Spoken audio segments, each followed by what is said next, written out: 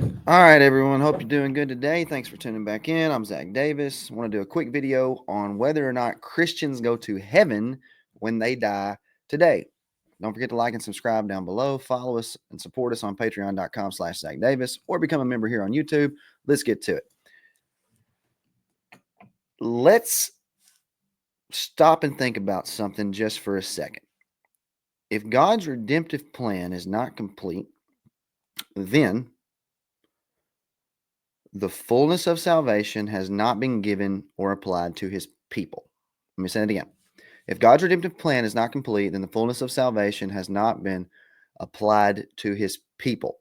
One thing that I'm tasked with doing is preaching a lot of funerals. And the majority of the funerals that I do are people who are believers, or at least professing believers. Only God knows that. I don't. But one thing that I struggled with was whether or not I could rightfully tell this family or rightfully preside over this graveside service and say that this person was in heaven. Well, I'm not talking about whether or not they were a Christian. I'm talking about whether or not the person had the fullness of salvation and it had been applied. Because if the redemptive plan is not completed, then that person would not be in heaven. Where would they be? Well, they would be in a place called Sheol or a place called Hades, where all of the Old Testament saints went whenever they died, waiting on the Messiah. Now, this is important to me because I want to be able to tell people with full assurance um, where their loved ones are and give them confidence. And I want you to have it, that you can know that, unlike David in Psalm 16, where he was confident that God wouldn't abandon him or leave his soul in Sheol, a place that he evidently did not want to be whenever he died. uh, there's a lot of connotations to Sheol or Hades, not the purpose of my topic and conversation today, but it's not the place where the dead saints wanted to be. That's one thing that's very, very for sure and certain throughout the whole text, Old and New Testament.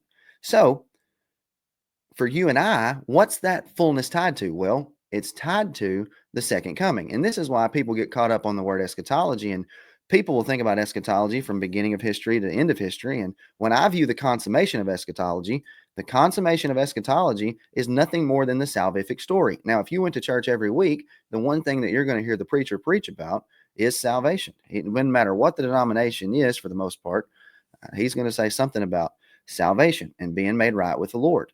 And what I teach is that eschatology is the fullness of this redemptive plan of how men and women are made right with the Lord. Now, let me show you some text as to why the fullness of salvation is connected to eschatology. And the first one I'll pull up is Hebrews chapter 9, verse 28. So Christ was offered once to bear the sins of many. To those who eagerly wait for him, he will appear a second time. And this is the second appearing of the Lord, what people call the second coming, apart from sin for salvation. Salvation was tied to the second appearing of the Lord. Now, why? Let's ask that question. Well, in my view, the fullness of the salvific story would be wrapped up and consummated when Old Covenant Israel's story was complete. Their story was the gospel offering to the rest of the nations, and it's the offering to me and you today. It's how we're made right with God, that God fulfilled his promises made to Israel.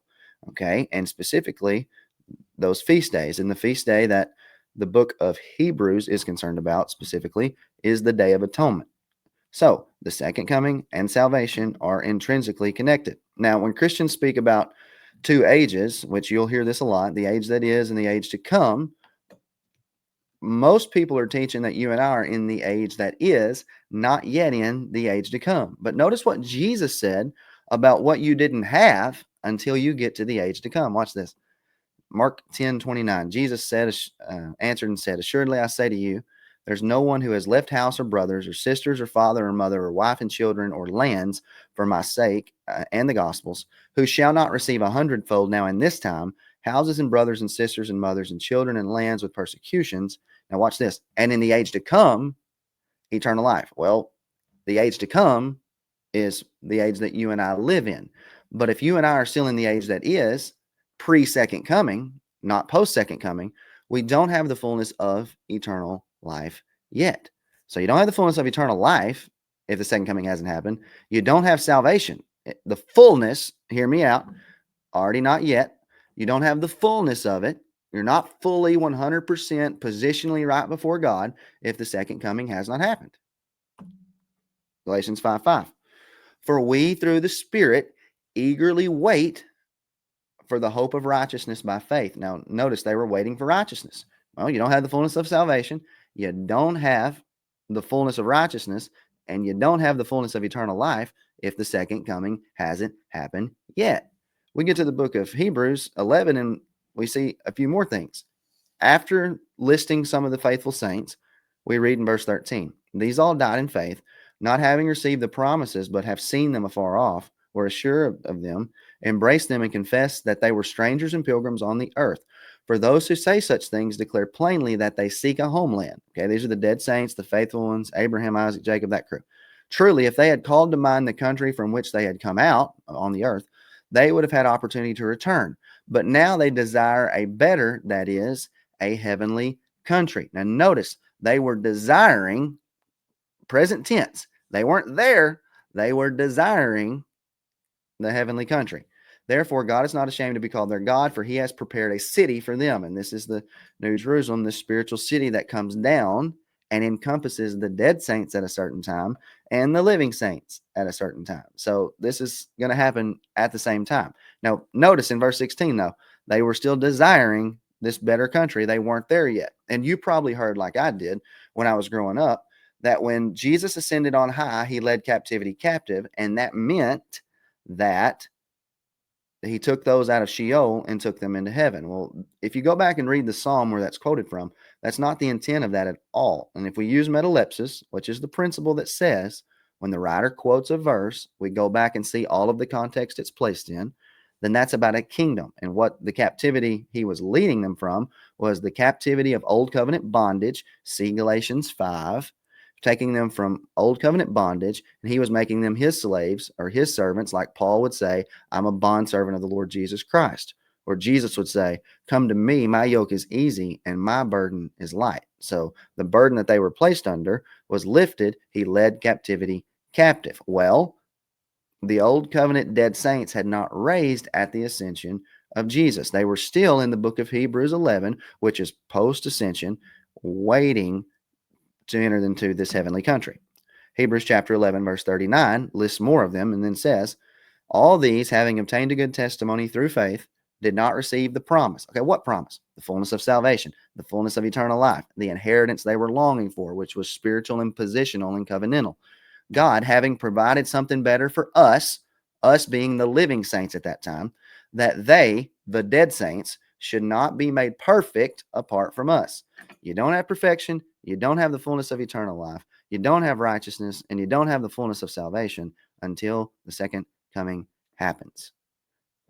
What we're teaching when we teach eschatology is not some one-off thing and one little thing. It's the thread of the entire story. It is the story of salvation. So practically, yeah, when I'm thinking about the idea of eschatology, it is 100% the study of salvation. Now, for you and I today, you would say, do we go to heaven?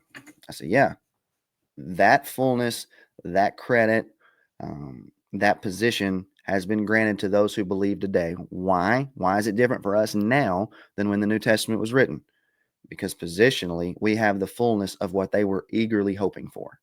If you believe in the Lord Jesus Christ, when you die today, you're going to go to heaven. Some of you are going to say, Zach, what about 2 Corinthians chapter 5, verse 8, where Paul said to be absent from the body is to be present with the Lord? I'm aware that's in there, friends. My question would be, what body? Nothing in 2 Corinthians chapters 3 to 7, which is Paul's explanation of Ezekiel 37. Nothing in 2 Corinthians chapter 5 has to do with the physical body. It starts out by talking about the earthly house or the earthly tent, which is the old covenant temple in Jerusalem. If this house is destroyed, then what? Essentially is the question, because they knew that temple and that covenantal system was going down. Let me say it another way. They weren't to be connected to the body of Moses. They were to be absent from that body and with the Lord, out of the old covenant body, fully into the new covenant body.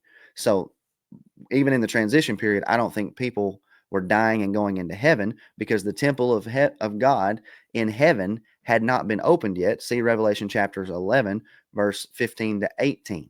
The temple of God in heaven is not open until the second coming happens. You don't have the fullness of salvation. You don't have eternal life. You don't have righteousness. You don't have perfection. And the temple of God's not open in heaven right now if the second coming hasn't happened. Friends, all I'm trying to do is fulfill your salvific story and show you how it came to pass in the Lord Jesus Christ, so that when you die today, you won't pray like David did in Psalm 16, where he said, Lord, don't abandon my soul to Sheol. Friends, you're not going to Sheol if you believe in Lord Jesus Christ. You're going to die and wake up in the presence of the Lord. You say, Zach, what's that look like? Absolutely no idea. I think Paul said he went there. Paul said he went there and he couldn't tell you about it. Essentially, if he did, it would ruin you. So I have hope that you'll take this and receive it and understand that, man, if you're a Christian, you can die having confidence and full assurance that you're going to wake up in the presence of God and not in Sheol. Hope that helps you. Take care. We'll see you soon.